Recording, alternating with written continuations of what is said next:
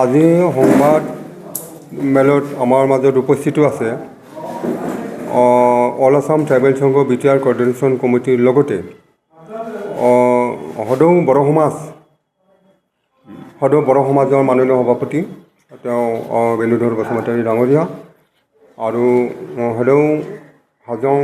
ছাত্ৰ সন্থাৰ প্ৰতিনিধি আমাৰ মাজত আছে, গাৰো ছাত্ৰ সন্থাৰ প্ৰতিনিধি আমাৰ মাজত আছে, ৰাভা ছাত্ৰ সন্থাৰ প্ৰতিনিধি আমাৰ মাজত আছে, লগতে আমাৰ বিটিআৰ কোঅৰ্ডিনেশ্যন কমিটিৰ ট্ৰাইবেল সংঘৰ জিলা সমিতিৰ সভাপতি সম্পাদক তেওঁলোক আছে। আজিৰ সংবাদমেলৰ উদ্দেশ্যটো হৈছে যে আমি যোৱা জুলাই মাহৰ 17 তাৰিখে চিৰাং জিলাৰ কাজলগাঁও মিউনিচিপাল কনফাৰেন্স হলত আমি জনজাতিসকলৰ সকলো সংগঠনক লৈ পেলাই বড়ো সমাজ, বড়ো সাহিত্য সভা, বড়ো ছাত্ৰ সন্থা, হাজং ছাত্ৰ সন্থা, গাৰো ছাত্ৰ সন্থা, ৰাভা ছাত্ৰ সকলো জনজাতীয় সংগঠনসমূহক লৈ পেলাই আমাৰ জনজাতিসকলৰ যিটো মাটি বাৰী সম্পত্তি ইয়াৰ সুৰক্ষাৰ ক্ষেত্ৰত আমি কি ব্যৱস্থা ল'ব লাগে এই ক্ষেত্ৰত আলোচনাৰ বাবে আমি এটা মুকলি আলোচনা ট্ৰাইবেল নাগৰিক সভা অনুষ্ঠিত কৰিছিলোঁ জুলাই মাহৰ 17 তাৰিখে কাজলগাঁও মিউনিচিপাল কনফাৰেন্স হলত। আৰু সেইটোত সিদ্ধান্ত গ্ৰহণ কৰা হৈছিল সকলো সংগঠন, আমাৰ যিটো জাতীয়তাবাদী সকলো সংগঠনে একেমতত আমি উপনীত হৈছিলোঁ যে আমাৰ যিটো নেকি ট্ৰাইবেল বেলেঞ্চ ব্লকবিলাকৰ যিটো নেকি অবৈধ বেদখল, এই বেদখলসমূহ সম্পূৰ্ণৰূপে মুক্ত কৰিব লাগে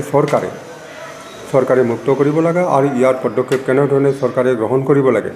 ইয়াৰ বাবে চৰকাৰক আমি বিভিন্ন সময়ত আমি আবেদন নিবেদন কৰিছোঁ, আমি মেমৰেণ্ডাম ছাবমিট কৰিছোঁ। এই সংক্ৰান্তত আজিও আমি বিটিআৰৰ মুখ্য কাৰ্যবাহী সদস্য মাননীয় প্ৰমোদ বড়ো ডাঙৰীয়া তেওঁলৈ আমি মেমৰেণ্ডাম আমাৰ স্মাৰক পত্ৰ প্ৰদান কৰা হৈছে আমি 1 ঘণ্টা আগতে।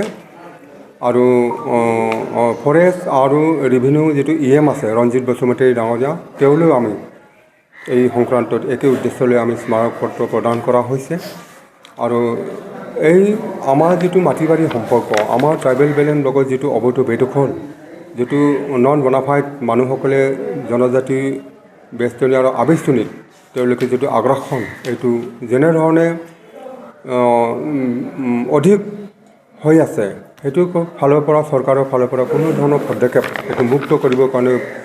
পদক্ষেপ লোৱা আমি পৰিলক্ষিত হোৱা নাই। তাৰ বাবে আমি চৰকাৰক বাৰে বাৰে আমি আবেদন কৰিছোঁ, আমি স্মাৰক পত্ৰ প্ৰদান কৰিছোঁ, আমি দাবী জনাইছোঁ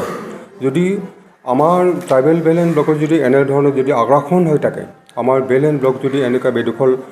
বেদখলকাৰীসকলৰ কবলত যদি এনেকৈ পৰি থাকিবলগীয়া হয়, ইয়াৰ মুক্ত কৰাৰ বাবে কোনো ধৰণৰ যদি ব্যৱস্থা গ্ৰহণ নকৰে, আগৰ যিটো 15 বছৰীয়া চৰকাৰ আছিল BTC